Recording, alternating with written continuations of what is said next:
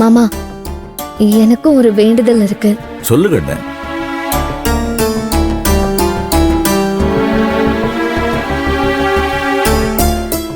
இல்ல, நல்லபடியா கல்யாணம் முடிஞ்சுட்டா நம்ம குலசாமி கோயிலுக்கு நடந்தே வர்றதா வேண்டிக்கிட்டேன். அப்படியா? தாராளமா பண்ணிடுவோம்.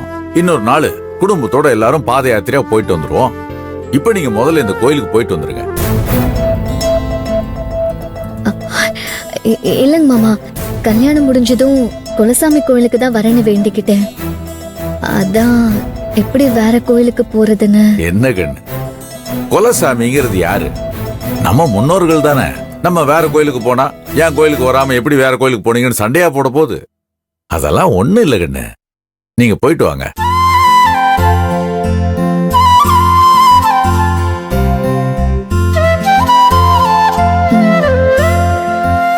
சரி கண்ணு, பார்த்து ஜாக்கிரதையா கூட்டிட்டு போயிட்டு வா. சரி சரி, போயிட்டு வாங்க.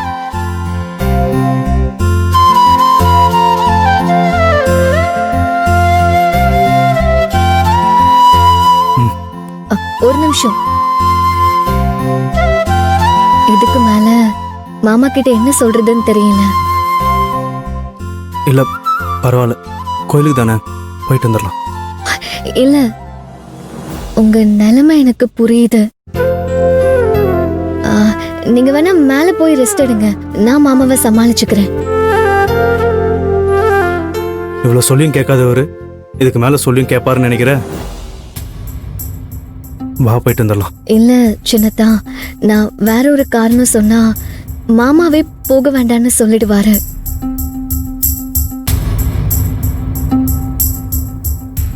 என்னது? நான் வீட்டுக்கு தூரம் ஆயிட்டேன்னு சொல்லிடுவா? இல்ல வேணாம்.